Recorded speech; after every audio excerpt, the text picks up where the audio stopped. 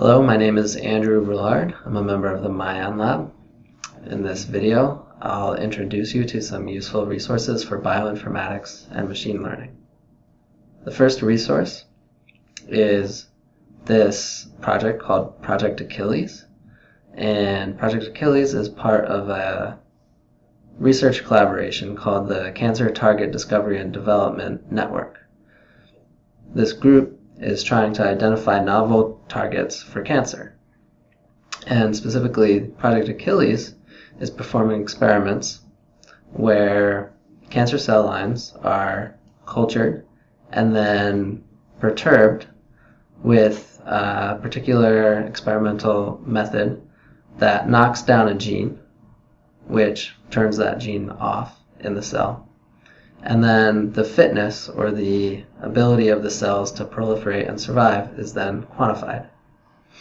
So this is a useful data set that can be mined to find gene knockdowns that promote or inhibit growth of cancer cells.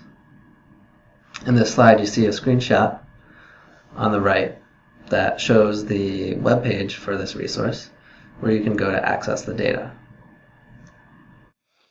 In this next slide, I'm showing you what the data literally looks like when you open the file. It's a pretty straightforward file. This is a data matrix. The columns correspond to cell lines, and you have your cell line names labeling all the columns in the first row. And then each row corresponds to a different gene knockdown experiment.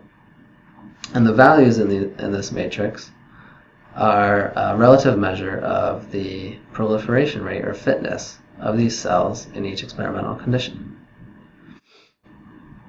So what we can do with this data matrix is we can apply a threshold to extract just the significant gene cell line associations. And that's what we have in the next slide, where the dark blue pixels in this heat map correspond to cases where a gene knockdown caused a significant decrease in fitness of a cancer cell line, and the bright red pixels correspond to experiments where a gene knockdown caused a significant increase in fitness of a cancer cell line. So what we have here is actually a network connecting genes to cell lines based on this particular type of information. The next resource I'll introduce is a database called the Biological General Repository for Interaction Datasets, or BioGrid. This is a database of protein-protein interactions. The screenshot for the web page is shown on the right again, and this is where you can go to access the data. And BioGrid is just one example of many protein-protein interaction databases that are available on the internet. Others are the Human Protein Resource Database, IntAct, Molecular Interaction Database, and many others.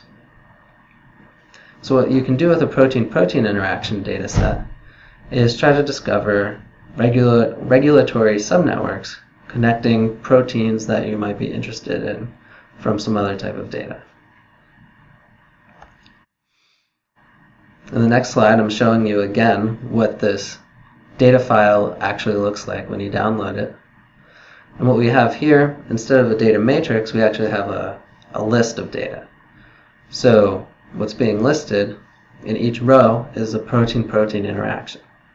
And there are many columns here, but really there are just two columns that are actually identifying the proteins. And then the rest of these columns give alternate names and alternate identifiers and other descriptive information about what's the experimental evidence supporting this protein-protein interaction.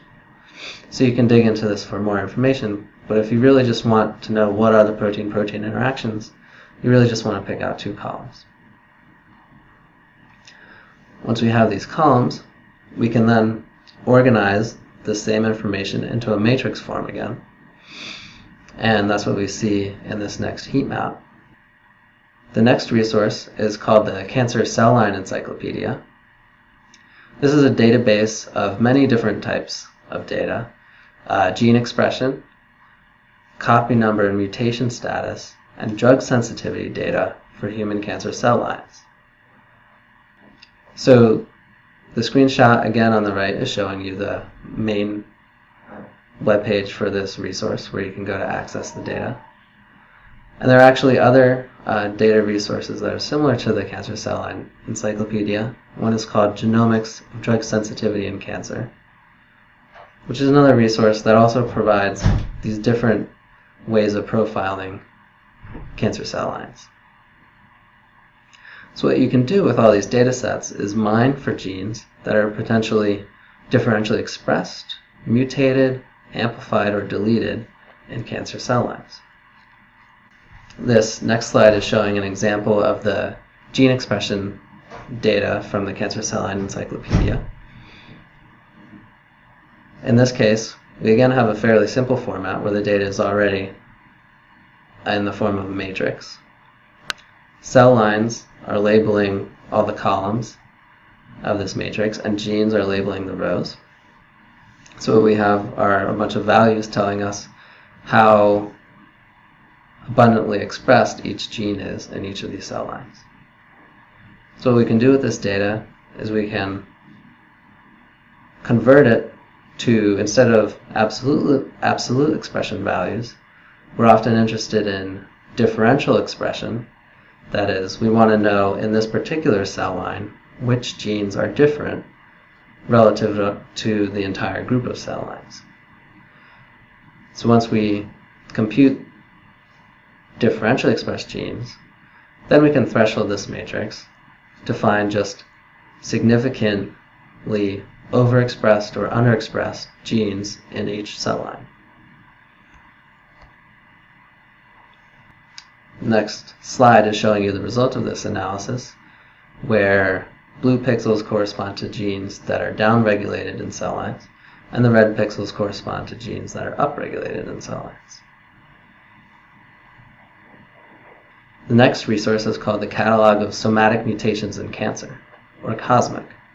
This is a database of information about mutations in cancer that have been curated from the literature, or also obtained from high-throughput sequencing studies performed by the Cancer Genome Project or performed by the Cancer Genome Atlas Project.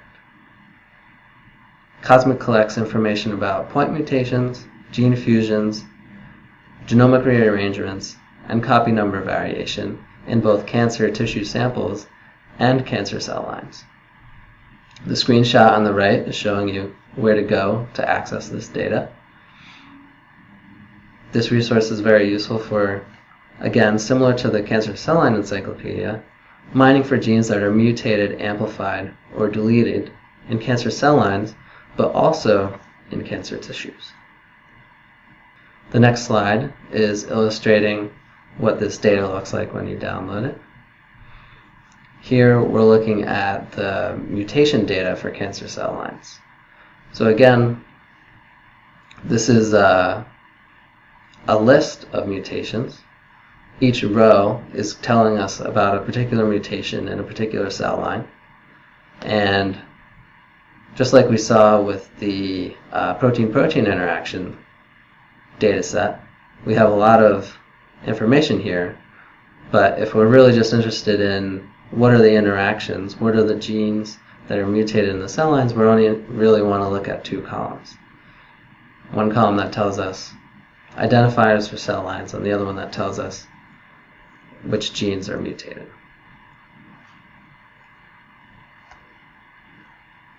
So we can reorganize this data into a matrix format again, and we get something like what's shown on this next slide. All the red pixels correspond to genes that are mutated in cell lines.